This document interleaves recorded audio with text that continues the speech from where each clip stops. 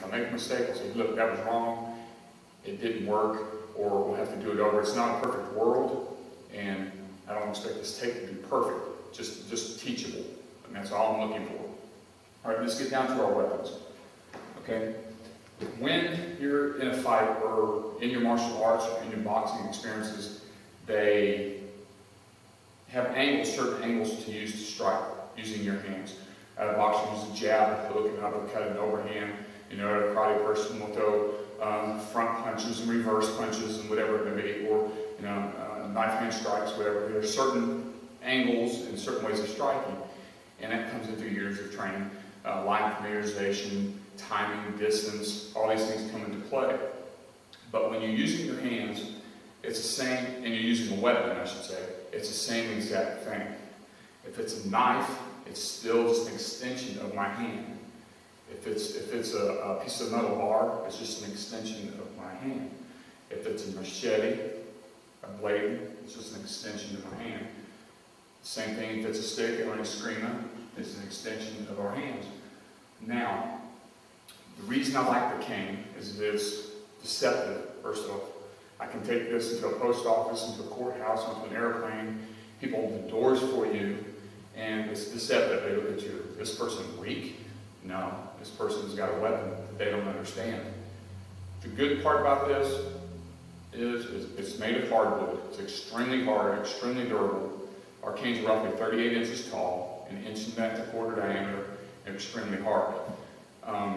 The crook is used for hooking, of course, and or each end can be used for striking and hitting.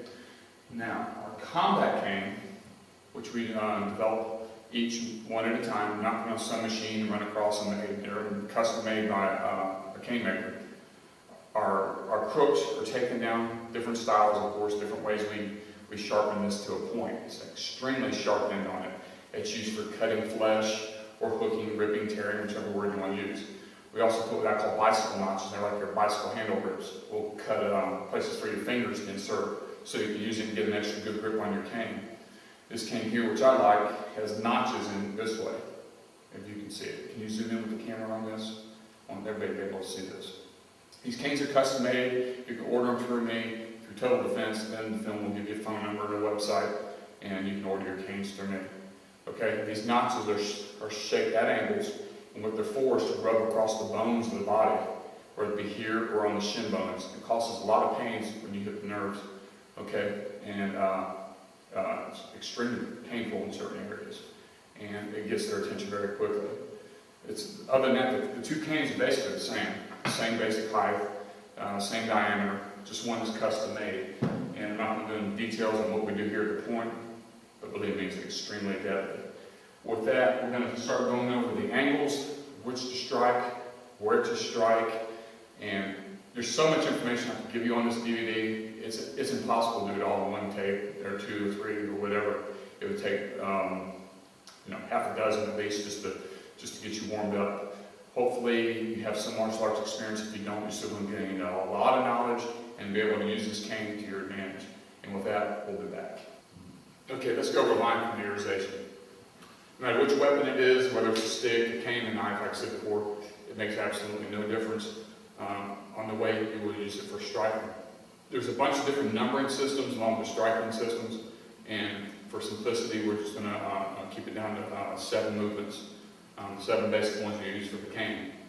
Okay, like I said, let's take that from a striking of number 1, a downward angle. That's number 1, and number 2, and number 3 horizontal, number 4 is horizontal, number 5 is straight in, number 6 is straight up, and number 7 can be straight down.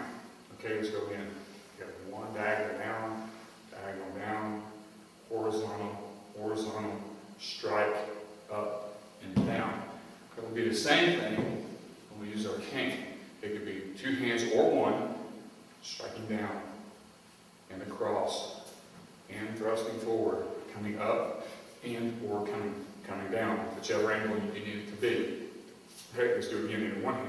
Strike, strike, horizontal, horizontal, forward thrust, coming up, coming down. Either end of the cane will work. It all hurts. Okay? Let me go and put this into in this video. The way that you stop somebody in a fight is not by beating their body up.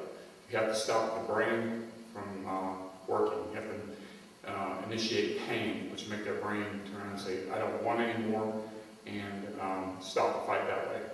It's like if you take somebody that's on drugs or morphine or something, you can beat them to death. If the brain's not registering pain, you're not going to do any good. So we're out to cause as much pain as fast as possible as we can. One person that was an FBI agent actually said, he called it the ACT system, ACT, attitude, commitment, and technique. Okay, if a person's going to give you some garbage, I suggest you try to get away from that person, do all you can to avoid the fight. But if he's going to keep on, you have to have a conflict. You have to get this attitude of, I'm not going to lose. Okay, you have to be committed, that's ACT. And then you'll get into your techniques, which are going under the strike angle. So first thing is, you need to mentally say, okay, I've got the attitude, he's giving me some garbage, I don't want to fight, I'm going to have to win. It's about a mental attitude. You have to be committed once you start the fight, and then you have to get down to your techniques, which we're going over now. Okay, so with that same thing in mind, if we're coming back with our angles, okay, one hand or two with the cane, you have to be committed to throwing your throws in with the cane, okay, and be committed to finish the fight. That's our basic movements right there. Let me get a side angle here so you can see them from this way. Diagonal down, across, okay, thrust forward, strike down, or strike up. It's the same thing. It could be strike down and then up. When you're thrusting to the side, get this angle again, and you're throwing, don't just sit here and do this. Same thing with the extremas or your sticks.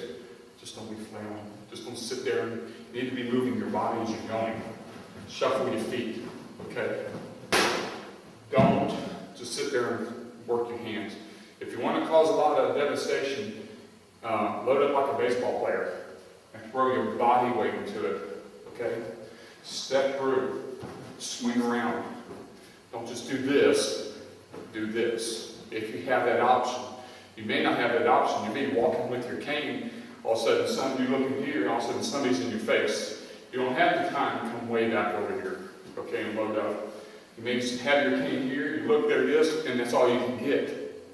You may not be able to throw your whole body weight into it. Just do what you can do, and we'll go over some different techniques of how to hook, how to punch using the cane, how to block with the cane, with different techniques like that. And with that being done, stick with us. Okay, we've got our angles now. I'm going to have one of my assistant instructors come in. Edgar, grab that board. We're going to go over thrusting. Okay, just hold it right there. The last time we used one of these, I had a treated 2x12. Okay, with a rope, and hang around one of the instructor's necks. And actually, the thrust was so hard it split the board. So today I'm not going to go very hard on this because it's a piece of plywood we have here. But I'm going to show you as far as thrusting, like using your body, full body movement into the throw. I'm also going to do the same. You want to do the same with the thrust. In other words, if somebody's coming in and we want to do our angle 5, which is our thrust, we don't want to do this. You want to pull it back and thrust in if you have that time. Also, you want to throw your weight in. Pick your foot up, and drop your body weight into it this way. So don't sit here and go. That will hurt if you hit the sternum or the face or the jaw or the eye or the head, wherever it's going to hurt. This is going to hurt more if I get a good thrust. But if you put all your body weight into it this way, it's really going to hurt you. So it's step back for a second.